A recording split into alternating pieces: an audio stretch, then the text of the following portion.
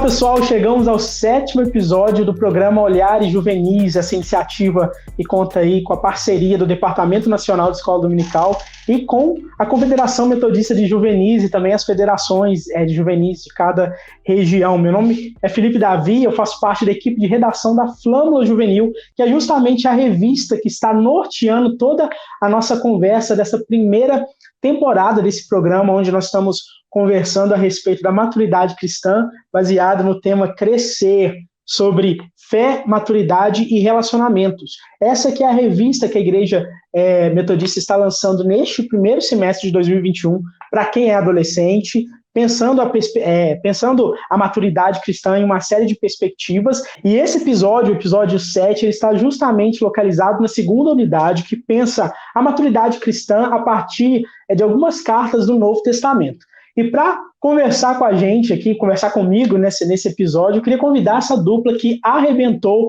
no programa de estreia, no primeiro episódio. Você que já conferiu, você sabe de quem que eu estou falando. Eu vou convidá-los mais uma vez para fazer parte dessa conversa. Eu queria chamar a Milena, que é secretária de atas da Federação da Remini.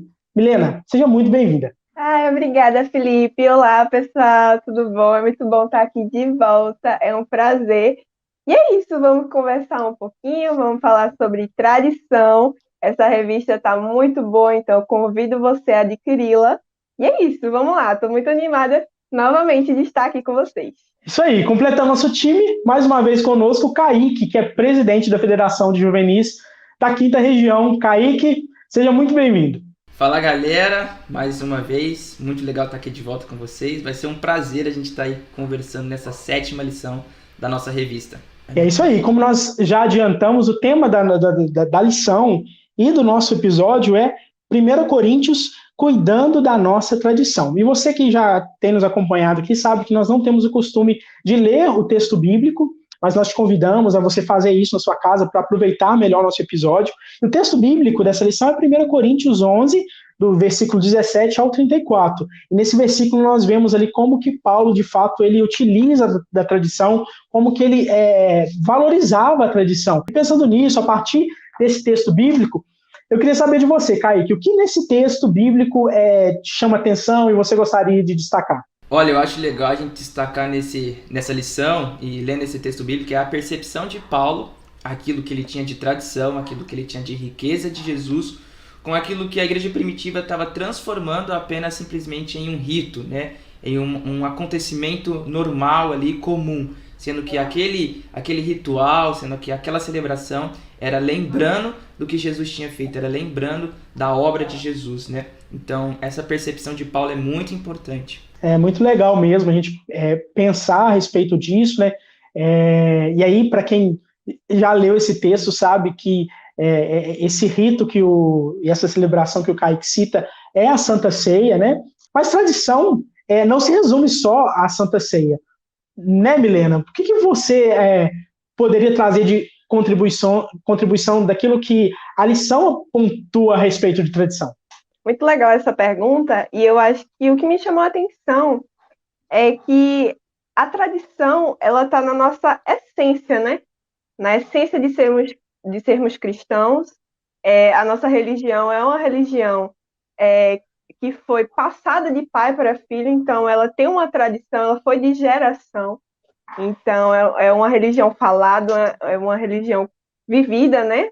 Então é engraçado a gente pensar que não só a ceia é a nossa tradição, mas passando um pouco para o lado pessoal, no momento que nossos pais, quando a gente era pequeno, lia a Bíblia para a gente, contava historinha antes da gente dormir, também no momento que a gente ora junto na mesa, né, para a gente alimentar, então antes das refeições, isso é uma tradição, isso foi uma herança. Então, a tradição é uma coisa essencial para nós. Então, a gente deve muito bem preservá-la, mantê-la, e é isso, e guardá-la. É muito legal quando você traz essa perspectiva da tradição familiar, né? E talvez para a gente é muito mais fácil de enxergar e de perceber, até para a gente entender o valor da tradição no contexto da igreja. E, de fato, assim, quando a gente ouve essa palavra tradição, a lição até começa isso, né? que muitas vezes isso nos remete a uma coisa antiquada, uma coisa antiga, ultrapassada, algo que é velho, né, talvez. E aí, pensando nesse sentido, Kaique, por que a gente precisa, qual que é a importância da gente conversar a respeito de tradição com quem é adolescente? Olhando no texto bíblico, a gente vê que Paulo está falando sobre uma tradição que é esta ceia. Mas na prática a gente não lida só com isso. Temos a tradição questão metodista, temos a tradição questão cristã, temos a tradição daquilo que são as pessoas da nossa igreja. E a gente saber lidar com isso é que fica um crescimento ético e também religioso como membro da igreja local. E fica importante para nós, juvenis, aprender isso desde cedo, porque a gente cria uma cultura rica, né? Sabendo a história da igreja metodista, sabendo a história do que é história cristã, uma história daquilo que as pessoas que estão ali na nossa igreja local. Isso gera na gente um senso. E aí a gente cresce sabendo que isso não são apenas ritos, mas são momentos importantes da história que marcaram a vida das pessoas, marcaram nossa vida. E a gente não vai ser simplesmente um adolescente, um juvenil que olha para isso com um olhar de desprezo. Sabemos a importância que isso também tem. Acho muito interessante isso, Kaique, quando você pontua, de fato, essas vertentes da tradição, né? A tradição metodista, que é da igreja que a gente faz parte, a tradição cristã também, que é muito importante, até para a nossa construção como metodista, né? E aí eu acredito que um dos grandes desafios, né? Principalmente quando a gente fala sobre tradição com adolescente, com a juventude de uma forma geral, é conciliar essa tradição, esse ensino que é passado, né? E eu penso que um dos grandes desafios para a gente, quando a gente pensa a tradição numa perspectiva do diálogo com a juventude e com a adolescência, é de fato como que a gente concilia isso, essa tradição, com a inovação. E aí eu queria saber de você, Milena, como que a gente pode superar possíveis conflitos ou divergências que a gente vive na igreja por conta disso, né, da inovação, daquilo que é novo, com aquilo que a tradição diz? Eu achei muito interessante essa tua pergunta e trazendo um pouco, né, ela traz muito sobre a realidade que estamos inseridos. Nesse viés pandêmico, né, infelizmente, que estamos passando ainda. Então, existe essa divergência entre a tradição e a inovação, mas como? Então, a gente teve que se adaptar aos cultos online, né? Então, a gente não podia mais ir aos templos, né, aos cultos presencialmente na igreja, e isso nos coloca cada vez mais a preservarmos e darmos importância ao nosso relacionamento com Deus, né? Vemos que o nosso relacionamento com Deus não é por quatro paredes na igreja, né, em comunhão com os irmãos. Nosso relacionamento com Deus é em casa, nosso relacionamento com Deus é no lugar que a gente esteja, né? Deus é onipresente, onisciente.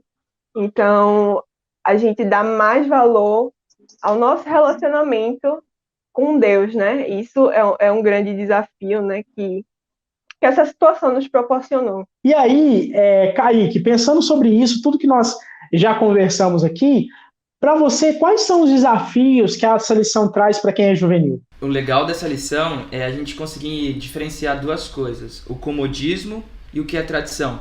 Né? Olhando a questão do comodismo, a Bíblia sempre nos aponta para a gente poder avançar e para a gente nunca estagnar na nossa fé em nenhum estágio da nossa vida. E aquilo que é tradição, continuar.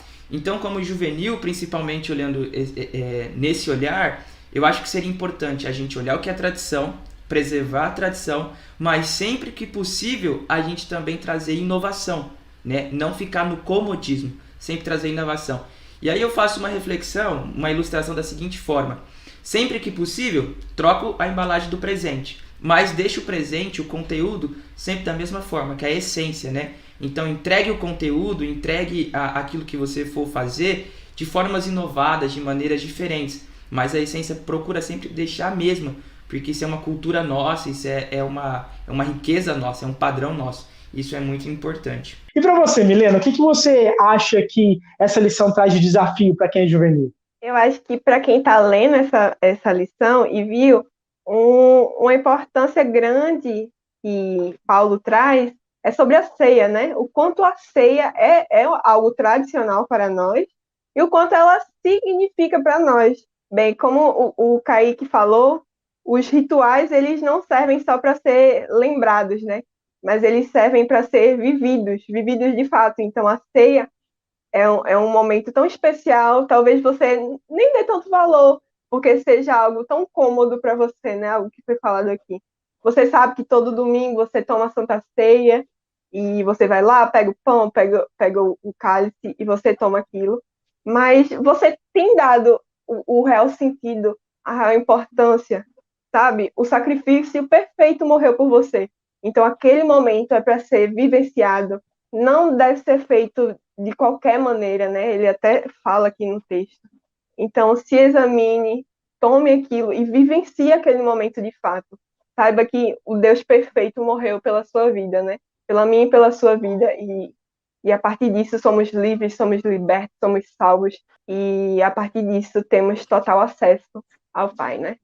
Pessoal, mais uma vez, essa dupla não decepcionou, né? Você que acompanhou já o primeiro episódio sabe do que eu estou falando. Mais uma vez estamos podendo desfrutar de tudo que eles trouxeram aqui para a gente. Eu queria dar uma oportunidade final aí para vocês, começando aí pelo Kaique, depois a Milena, trazer aí as considerações finais, se vocês tiverem também qualquer recado para trazer, esse é o momento. Pessoal, muito legal estar aqui de volta com vocês, que bom que a gente teve esse tempo, muitas conversas legais, agradeço a oportunidade mesmo, foi muito legal essa parceria, né? E eu trago para você também uma notícia, você que acompanhou o primeiro episódio, você sabe do que eu estou falando, para a gente manter maturidade, para a gente crescer em maturidade, manter também uma tradição, quero compartilhar com você de um projeto que nós, Quinta Região, estamos fazendo aqui como federação.